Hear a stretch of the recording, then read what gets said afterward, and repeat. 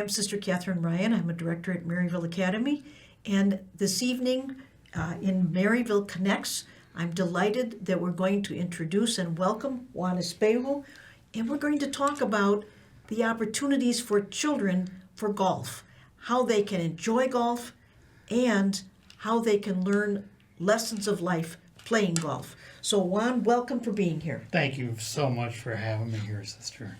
Now, I want to start off by noting that golf has become so much more popular. It was popular before, but in recent years, it has just exploded as an opportunity for children as well as adults. And I saw one statistic that in the year 2023, over a third of the U.S. population is engaged with golf, either playing or engaged with the players in some kind of support role. So we are certainly taking notice that this is an opportunity. And Juan, why is golf good for children? Sister, it's one of those sports that it teaches so many life lessons and values that really transcend into life. What I find is the game is based in respect. It's based on just the outdoors, and there's a protocol. There, we don't scream, we don't run. That's what they consider proper, and it's enforced by generations of players to the beginning players. Now it's gone a little bit away from being stuffy and conservative, but the values of honesty. You're your own referee. You keep your own score. It's the easiest game you can cheat at. But players, if they're asked if they shot a score, it means it's on their word that they shot that score. I also find that just the place you play the game, the field, you're immersed in nature, and you're immersed in the elements, and it's a social game. It's built for people to play together, and I heard a statistic once that a person will experience fear 200 times in an 18-hole round of golf. Oh, now wait, I don't want parents to think that this is not a good game for their children. So tell us a little more about that. Well, overcoming fear, decisiveness, commitment. There's an invaluable many factors that come into decision making, preparation, feeling the wind. What is it that I'm going to execute given what I'm into? Within the problem lies the solution. And so it's problem solving, and it's execution of, throwing 220 bones at a ball that's standing still.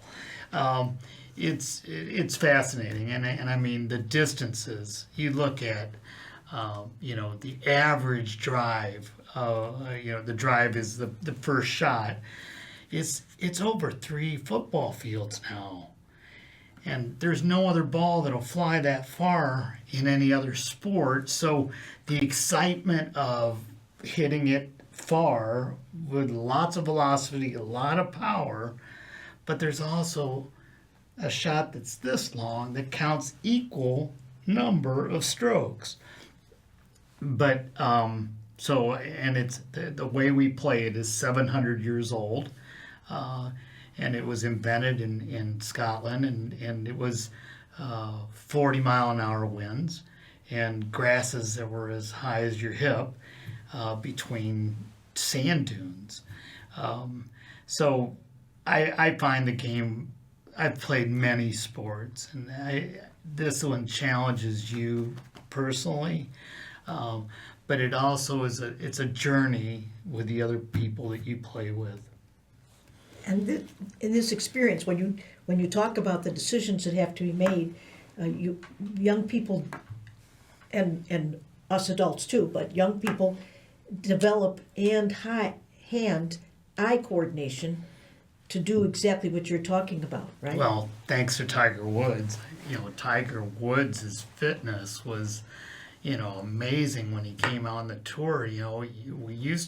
We could be fat and play this game and get away with it, but Tiger took it to a different level, and the rest of the tour followed. The workout regimens and almost the whole fitness industry, trainers, sports psychologists, nutritionists. They all factor into the team that surrounds the child for performance. What I really like about the sport is you can play it at a very early age, and you could play it into your 90s. And every player knows what a solid on the sweet spot feels like. And there are 3 boxes that I teach from. The preparation box that teaches many of those skills that we talk about, deciding commitment, overcoming stress, envisioning the shot, visualization. And then once you cross that line, you're in the execution box. And that's where you have to perform what you've been thinking you were going to do. Target focus, hand and eye, striking the ball. And then an immersion in that shot is after that shot's taken, the post reaction to that shot. Am I going to get mad? Or am I going to say, I intended it to go there, but it went there. So you become what I call a CSI investigator. And you look at the divot, you look at where the club went into the ground, and you studied the things that occurred there of what happened at that moment of impact, when the moment of truth, when the club meets the ball, what happened there? And better yet, that shot's gone, the next one's a fresh one. I'll start over and try again. So you do that as a process through the game, and you'll see that your scores will eventually come lower. And I say eventually. I believe that there's no one born a natural golfer. I think it's a skill set that has form, and once you learn it, it's 10,000 hours.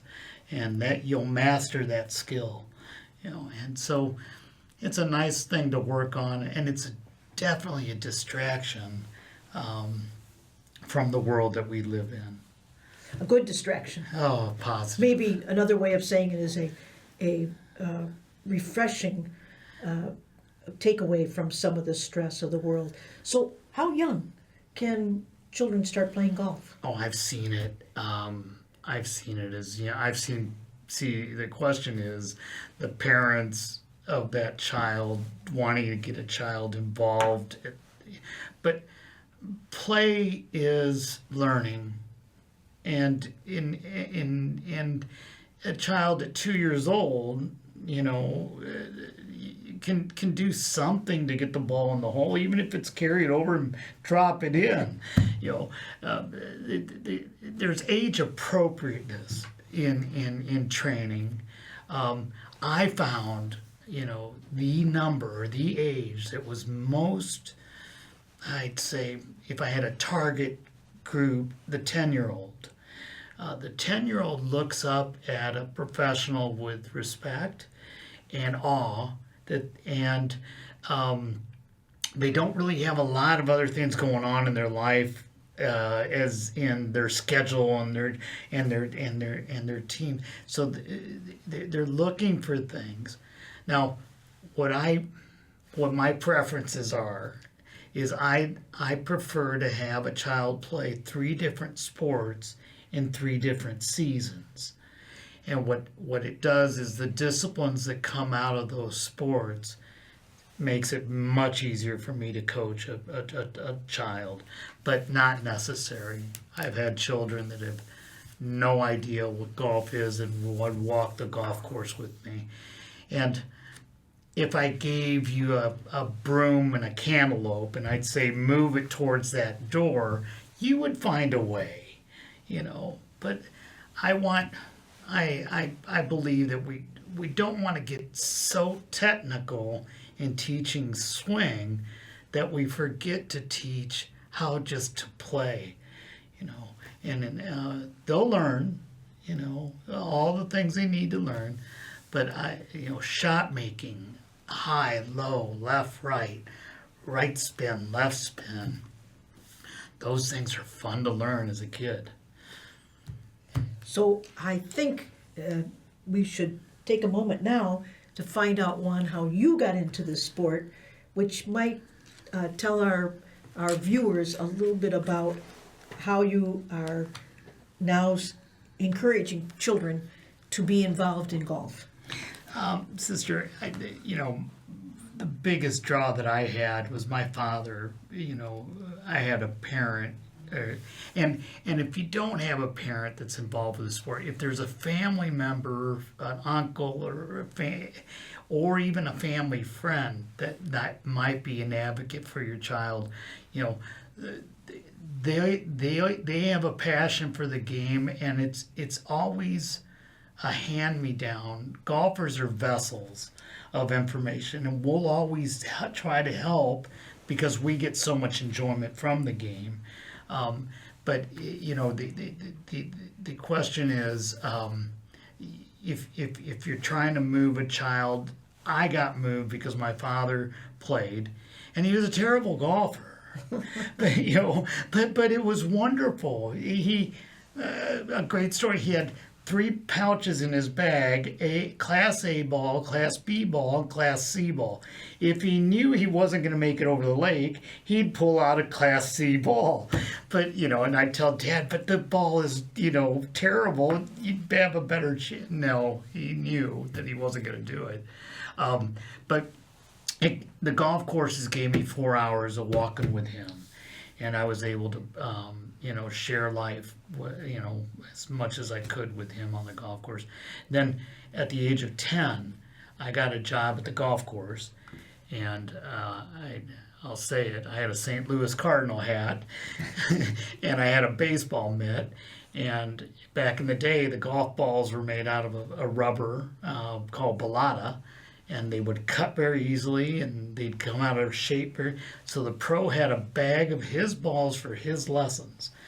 And I would stand in the field, and I would field these golf balls for the pro, his lessons.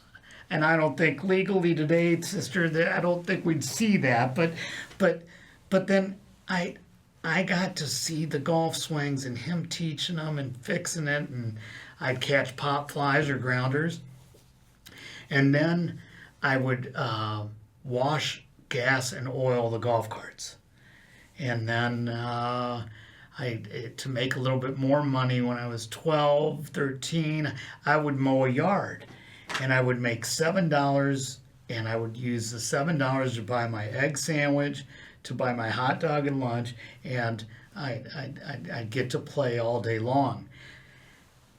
In my hometown, Galesburg, Illinois, we had down at City Hall, you had to buy a tag, and if you bought this $25 tag for the city, you would be allowed to enter into a foursome that wasn't filled at the golf course.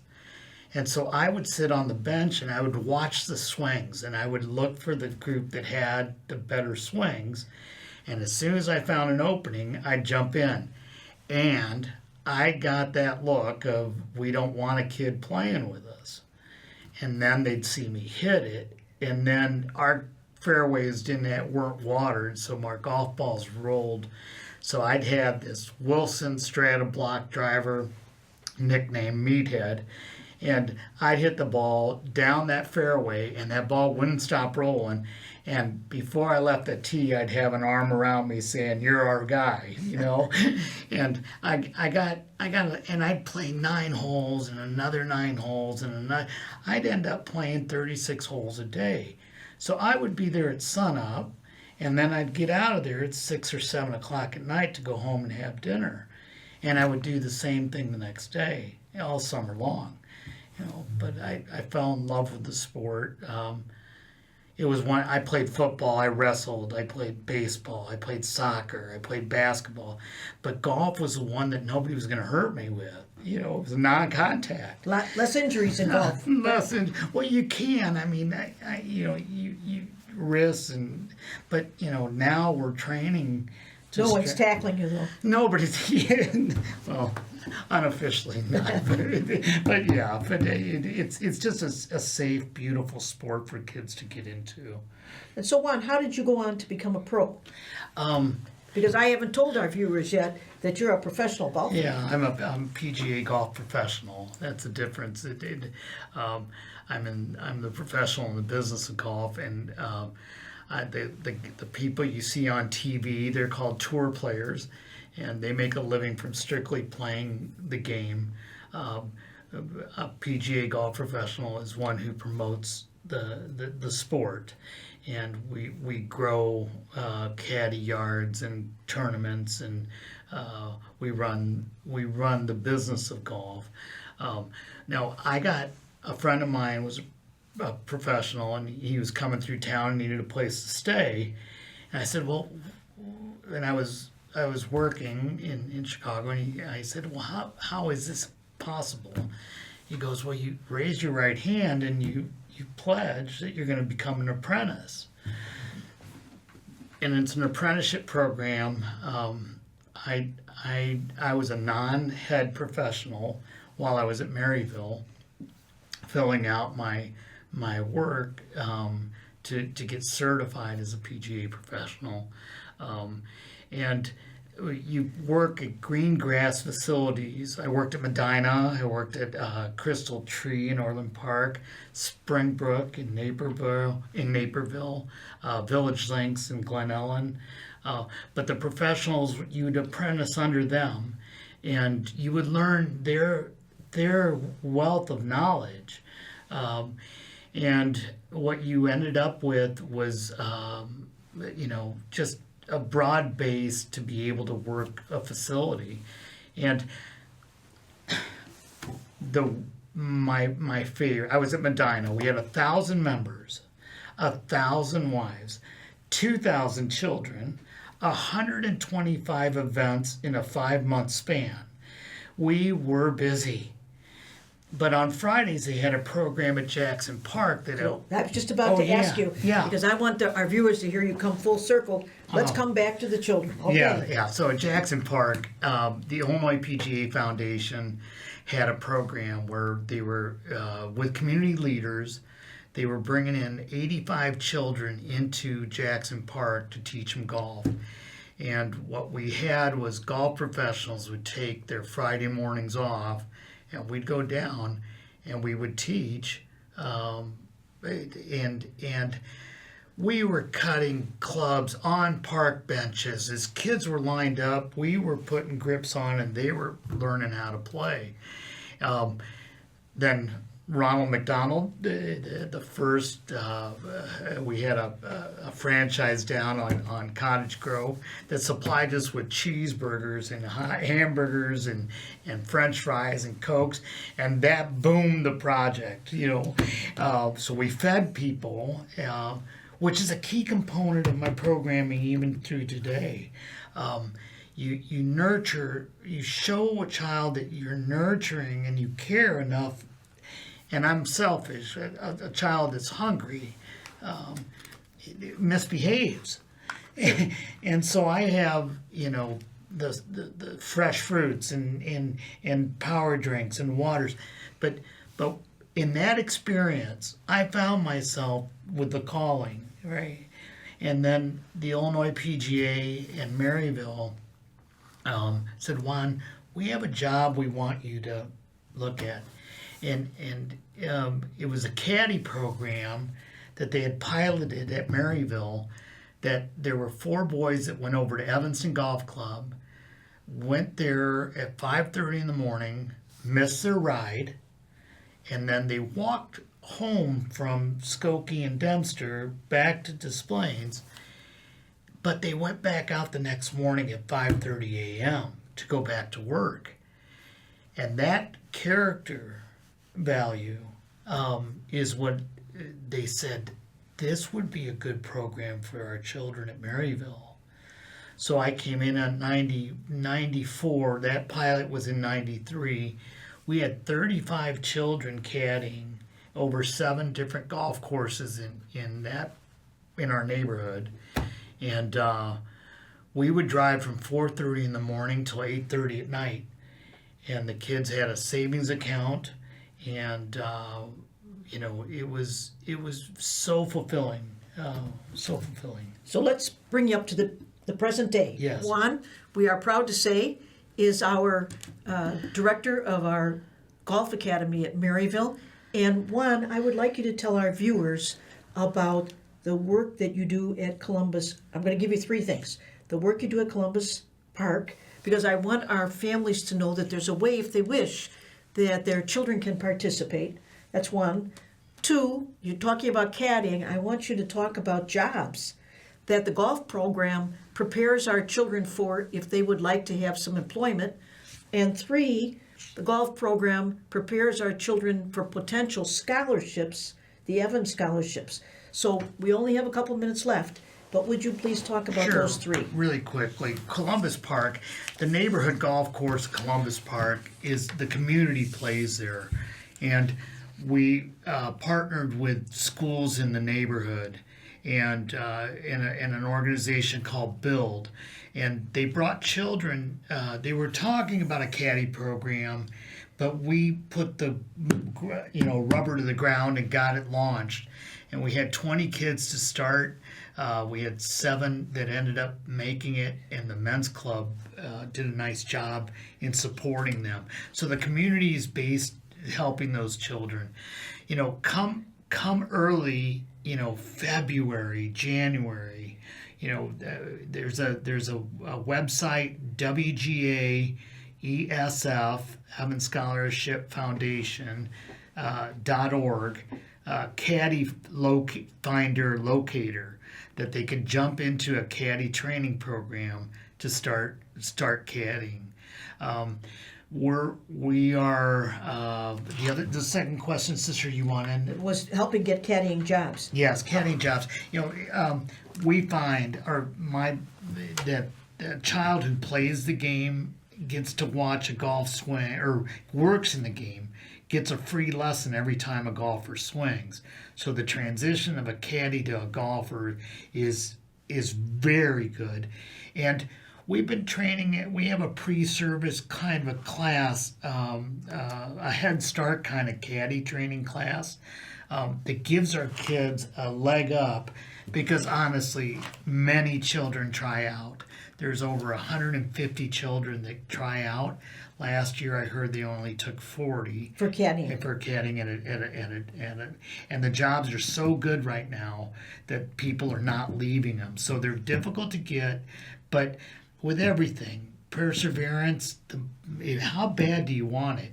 If you want it bad enough, you'll find a way to get it. And scholarships. And scholarships.